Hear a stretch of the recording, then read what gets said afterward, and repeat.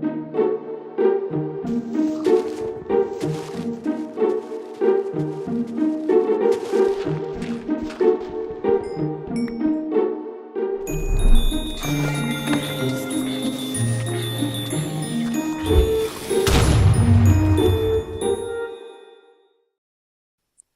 everyone, welcome back to Polygon Wizard Plays Minecraft. This is episode 13. We've made it to a baker's dozen, guys. I'm just lounging here on my couch, and we're going to do a little bit of work in the basement today. I've already started a little bit of what I'm going to do down there. We're going to continue that, so let's get started. Alright guys, as you can see, it's nighttime outside. Really dangerous, you know, all the mobs running about. Well, okay, so there aren't any mobs, but we're going to work inside for a while. Just, you know, while the nighttime away. I just need to grab me a few supplies here, get them started, because we're going to need it. Actually, well, let's do this. Alright. Can't, oh, I forgot, I have to break clay blocks. Alright, I will do this in a bit.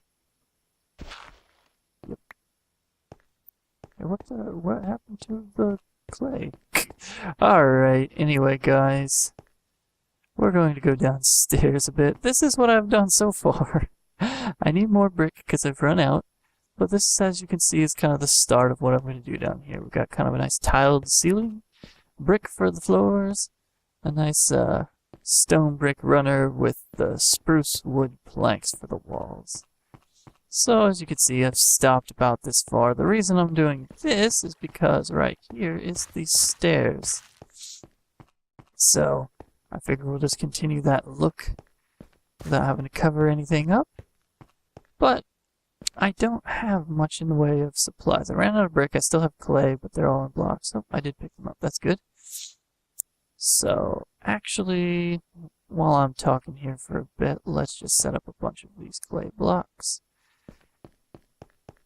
and cut them back down. The reason I put them into blocks is I was just going to save some for eventually when the new update comes. There's the hardened clay, which you put the clay blocks into a furnace and that will turn them into hardened clay instead of putting the little clay bits and getting bricks. So I was like, well, I'll finish this floor. Surely I have enough. And of course, as happens often in Minecraft, you think that you've gotten plenty, and then you realize, nope, I only was able to finish half the floor. The reason is, man, the clay going into bricks, going into the brick, you know, actual blocks, very expensive. It takes a lot of it to do a floor, as I found out, but I like it. There's only a very few places where that brick looks good, and I think it looks nice down here, so that's what I decided to use, because no one ever uses it. I barely ever use it, so I decided I'm going to actually use this for once. And I think so far it's turned out pretty good. It looks nice. We got a little skeleton loungy dude in the corner just because I wanted to throw up a painting. But I think it's got a cool look down here, and I'm not going to leave it all wide open, I don't think. I was just going to finish this wide open room here, and then see how I wanted to expand it. Maybe you guys give me some ideas, but put up some walls to section off rooms and things down here so I can put my workshop, like, I don't know, home theater, whatever comes down here. Maybe some potion brewing once I actually get that stuff, yeah, where I can do that, because I haven't gone back to the nether really yet for a while to get any of that stuff, so maybe that can be something for a future episode. Venture into the nether and try and find us a fortress and things. I've got soul sand, but I don't have anything to put on the soul sand, so making potions right now, not really an option. But if we get the stuff, we can build us a nice potion room. I think that would be cool. It would complement, you know, we've got our library upstairs that has all of the enchanting in it, so maybe make something similar down here. I was thinking maybe even make like a miniature bar or something, kind of like this, but, you know, styled a bit different, and have like the brewing stand and stuff all set up there so it looks like it's more like a little bar in the basement instead of just, hey, we're brewing potions. Alright, we got a bunch of stacks of this. Alright, well that's baking. Let's see, it's still nighttime, definitely so. I think we'll go down here and finish the ceiling while we're waiting for it to change. I've got a bunch of these stone slabs. Should have plenty to finish it, I think. If not, we can go make us some more.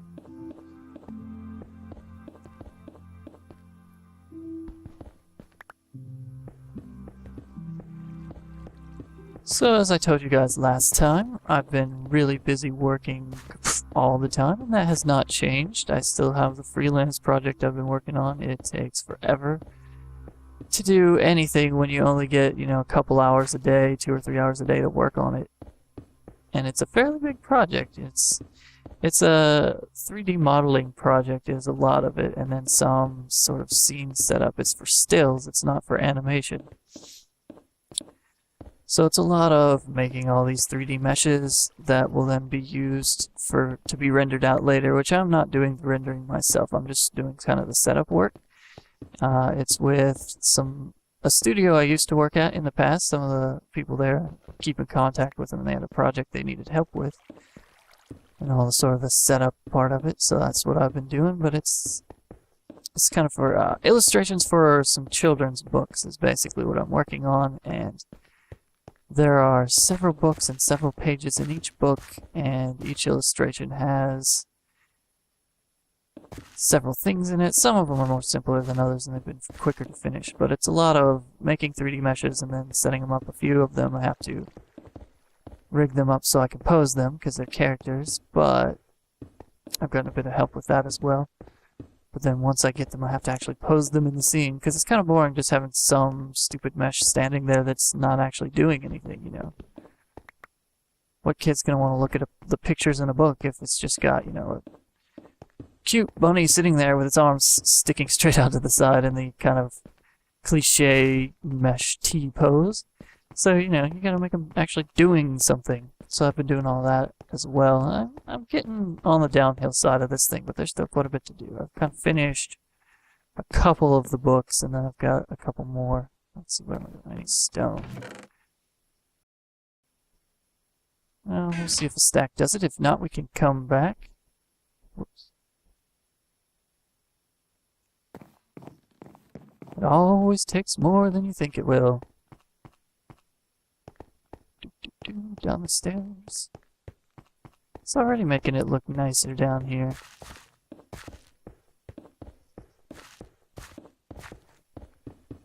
So yeah, even though I've been working quite a bit, I also found a little bit of time for some, movies, TV stuff. Mostly just keeping up with the shows that I was already watching. Haven't started much of anything new except for Defiance. Is a new science fiction show on the Sci-Fi Channel, which, I don't know, I want to call it the Skiffy Channel anymore ever since they changed the spelling. Or something, or the Siffy Channel, because SYFY is not how you spell sci-fi, people, come on. But I guess some random marketing people, whoever, some committees, some panels, something said, hey, we need branding, and if we do it this way, we can, copyright it, trademark it, whatever, and so then it'll be ours instead of just using the normal sci-fi spelling. So anyway, whatever. Back to Defiance. It's had 3 episodes now, so it's only just getting started, but I'm liking it so far. It's kind of had the pilot episode, which was double length, to kind of establish everything a little bit, and then the first episode had... Well, let's see, I don't need this. That worked out. Then the first actual episode focused on one of the alien factions, sort of showing some of their culture amidst, the regular plot of the episode. And then the next episode from last week had some more of that with a different one. So you got the Spirit Riders guy. That's like kind of my favorite cool alien faction in the show is the Spirit Riders, which is, I forget the name of their actual race, but those guys look cool because they get their cool kind of punky outfits. I like the main guy's outfit with his top hat and his goggles and stuff. Looks pretty cool. That's one of the things that's really nice about the show so far, is like they've done a pretty good job with like the makeup and just like the sets and all of that look pretty unique. look nice. You can tell they spend a lot of time, you know, thinking this stuff out. Make us some bricks. Yeah, this is kind of how I was doing the floor before. It's like, hey, cook a bunch of stuff, go down and work, put down a few blocks, then, oh wait, it's still not enough. We need more bricks. Anyway, I'm a big fan of sci-fi, which we've kind of gotten into in previous episodes with talking about video games and how I love Mass Effect, and, you know, I named my dog after Commander Shepard, for heaven's sake. I must like science fiction at least a little bit. And I like it pretty much everywhere. I've read a lot of science fiction books, and watched sci-fi TV, and watched sci-fi movies, and, you know, different kinds of it. So more, you know, brainy sci-fi, more pulp adventure sci-fi, that kind of stuff. Fantasy too. Real big into sort of genre things. Have been ever since I, you know, was growing up reading all the time as a kid. I read a ton. So I read things like Lord of the Rings, which I've gone into a lot before, The Hobbit, all of that. But I also read a lot of sci-fi, like I read Isaac Asimov and a bunch of other random things growing up that kind of, I guess, gave me a taste for it. And then, you know, we'd also watch things. I was growing up, watched Star Trek things. Not old enough to have watched, you know, the original of Star Trek, but Star Trek was all on, you know, like reruns and syndicated stuff and things when I was growing up. We'd watch it, and we watched Next Generation was kind of the one that was on when I was little, and we'd watch it a lot. Me and my dad and everybody, we would watch it. Got really into it. And other things like Babylon 5, I've watched a lot when I was growing up, so... Whoops. Keep forgetting I'm doing the furnaces in the kitchen. So I've been a, you know, fan of science fiction stuff for a long time. One of my favorite shows was Farscape, which was also on the Sci-Fi Channel back in the day. Yay, 12 more. Yeah, man, these things are so expensive. I don't even think I have enough clay to finish off this floor, but I can go in on another trip. I just kind of went all the way around any of the water that was semi-close to my base here and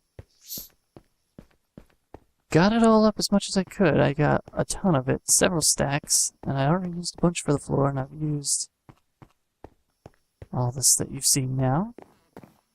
Alright, daytime, let's go get us some wood. We need some. Let's chop down some of my spruce wood forest out here. That's what it's there for.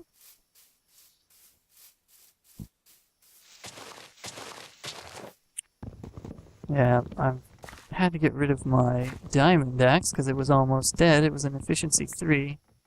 But really, I don't get why... what it gains me. Like, it's a little faster, but wood is never that difficult to chop. Like this iron axe, it's just unbreaking, so it's not anything with the speed. Whoops. I always forget these things can be a little bit taller, although most of the time it doesn't really matter.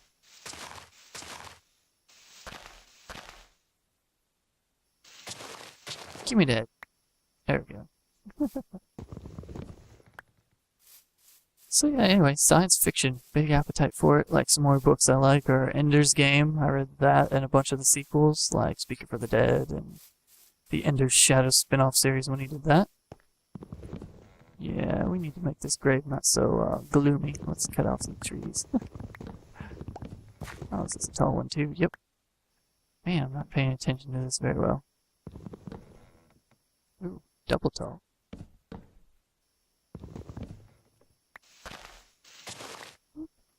There we go.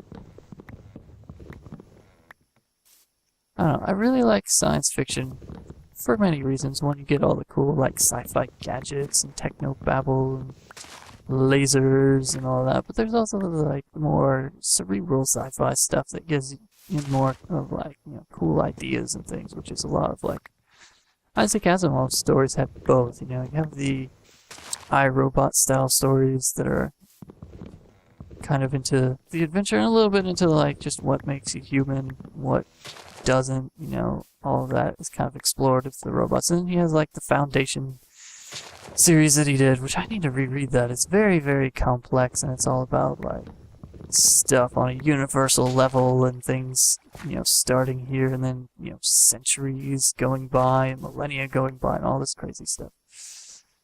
Been a long time since I've read it. I don't remember a lot of it, so I should reread it sometime.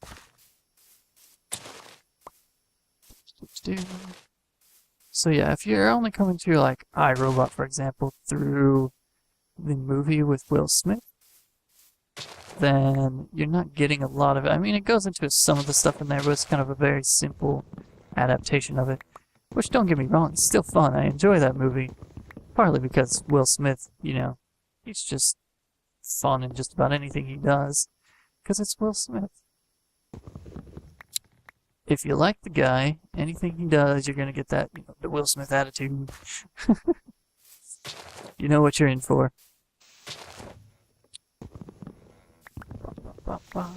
So anyway, that's like back to Defiance. I think that the show is really cool. It's got some nice ideas. And if it gets a chance to be established and stick around for a while, I think it's got the potential to do some great stuff. I was kind of thinking about this the other day, that like somebody was saying something about Defiance and they liked it so far, but it, you know, they didn't like that it was kind of, you know, Marshal of the Week, because the main character kind of becomes the Marshal of the town of Defiance in the pilot episode, if you haven't seen it. Which isn't the newest idea. There's lots of stories that are kind of like, hey, this person comes into town as an outsider and then they become part of the community. Oftentimes it's the sheriff. So Defiance kind of has a little bit of a Western kind of a feel to it a little bit as well. Kind of frontier kind of stuff going on.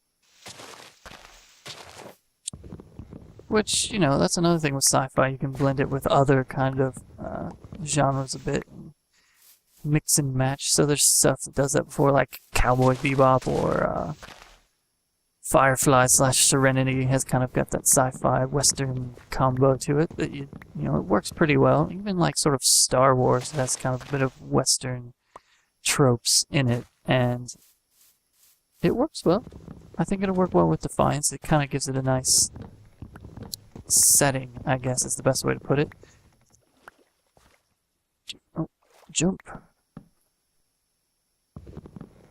So anyway, like with any show, no matter what genre, there's usually kind of what I call the setup period, where things happen and week to week you don't necessarily have to have seen the previous episode, or, you know, a few things will carry over, even if it's a serialized show like Defiance, or, you know, many other types of shows out there.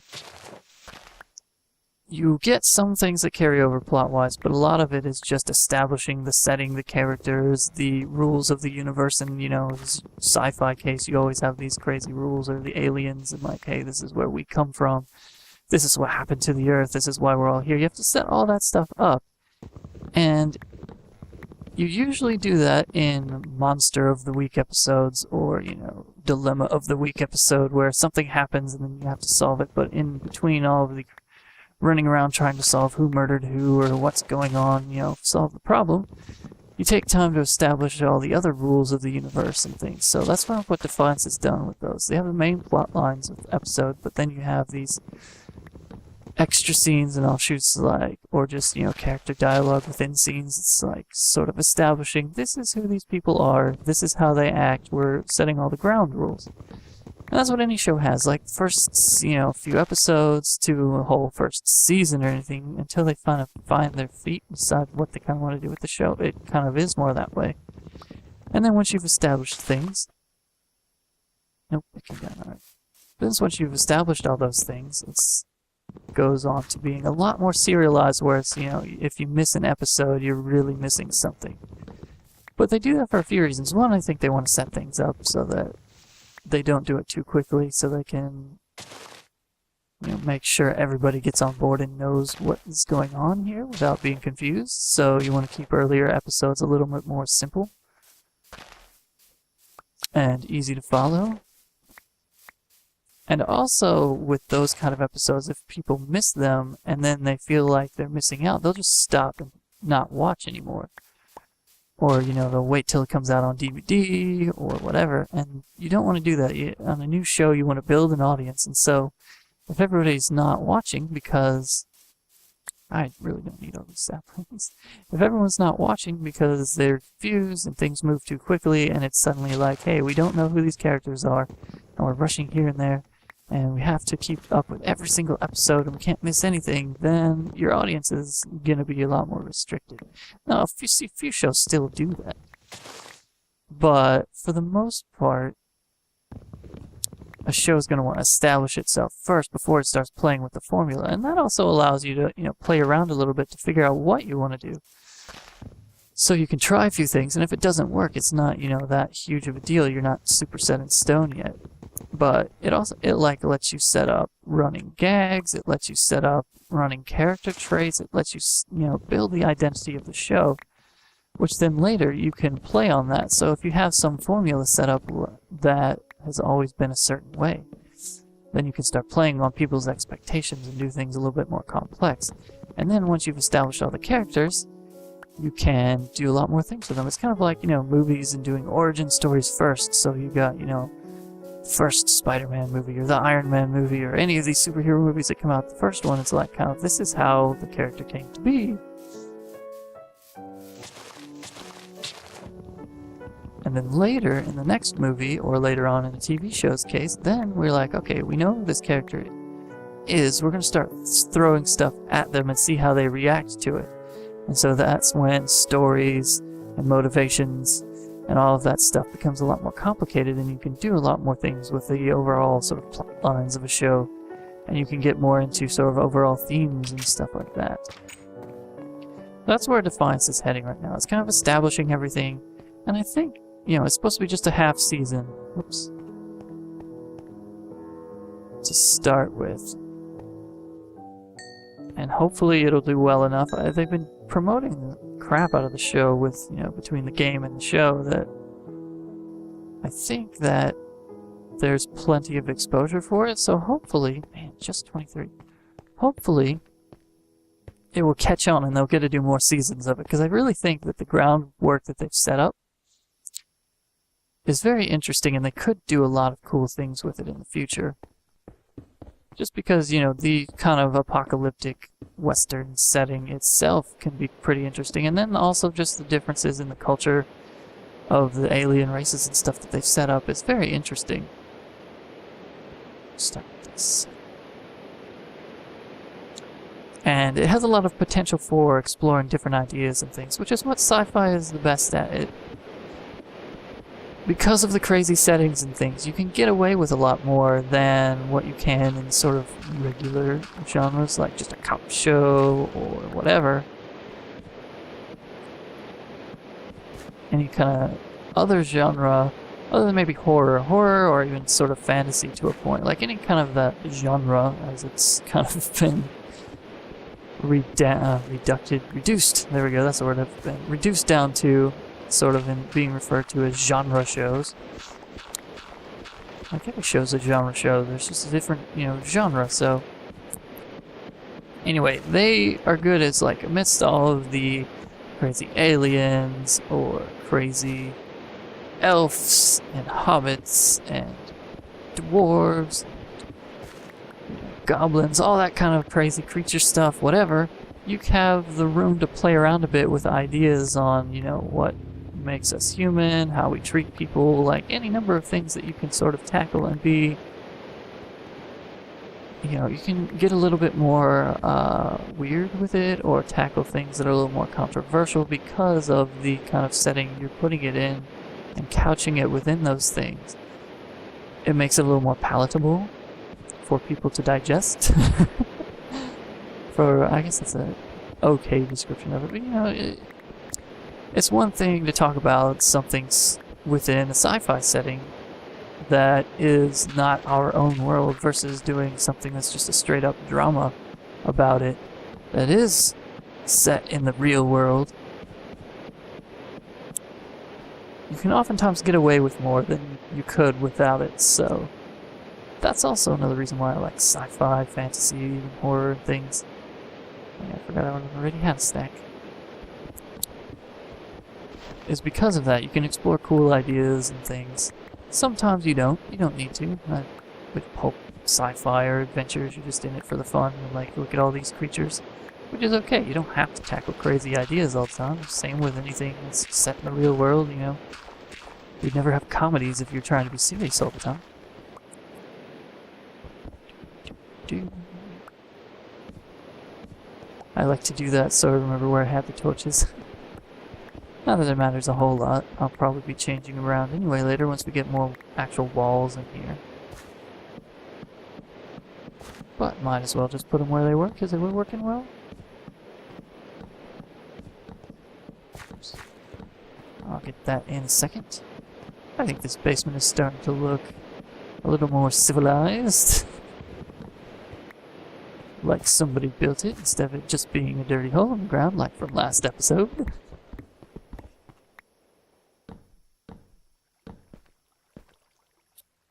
And we're almost done with the walls. I'm going to have to do a lot more cooking of clay to get that. As you can see, there's the floor for the stairs where it's brick. So we can't play around too much here. I dug it up right next to it. Alright. Got us a little hole in the floor. So you can see we've got it all established. It's kind of look. I mean, we're going to have to continue this brick around. Finish off the floor, and then I think, you know, we'll make some rooms actually down here. I don't want it to be just super wide open.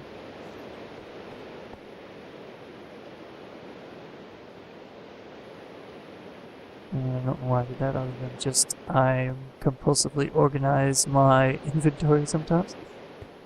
So yeah, let me know what you guys think of the basement. Let me know again, you know. As always, comments are very, very welcome. Please give me suggestions on, you know, rooms you'd like to see down here, what you think would look cool in here. You know, if you want to see kind of a potion room and a workshop, I've kind of thought I'm going to do both of those, or maybe it'll be the same thing. Maybe the potions will just be kind of like a, you know, basement bar down here. And you can have it set up maybe in the corner over there, or put it in a room back here, or wherever. We could play around with it. That's the fun of Minecraft, playing around and building things and seeing what you like and what you don't. And, I don't know, with the workshop, I guess, you know, put sort of like an anvil kind of a thing down here, maybe, is the kind of, like, tools workshop I was thinking of, but I'm not sure exactly what would go in it, so if you guys have suggestions on furniture or ways to decorate, you know, maybe I should use some lava and make kind of a crazy forge or something, except, I don't know, with all this wood around, that makes me nervous, so I'd have to make sure it was out away from any of that, because I don't want to burn this pretty house down. That would be tragic. After all the work and time I put into this thing, I would make me sad. So, anyway, I'm going to show you guys something here. The reason I've got a painting is, walk through the skeleton hand, bam, we've got us a tunnel. So that way, if you're in the house, you can get straight into the mining system I've got here. You can go over to the old mines this way, and the new mines back that way. So it's just a little bit of a shortcut I made for myself, and then decided to keep it by putting up a painting. So that was a little secret entrance into the mines. I thought that would be kind of cool. And I liked our Mr. Lounging Skeleton here. It's one of my favorite paintings, so it fits nicely in this corner, so we're going to leave it. Maybe I'll put something like the actual potion bar in here so that you don't directly walk into it, and I'll put up more paintings and decorate down here as well once we get things built up. So anyway, I think I'm going to call that an episode, guys. Let me know what you guys enjoyed about it and what you'd like to see again. Comments are very welcome, please. I try to respond to all of them. So until next time, this is Polygon Wizard signing out. Blah blah blah. I don't know. I'm trying to think if I should have another sign up, guys. I was just trying something out there. But anyway, we'll see you next time. Bye bye.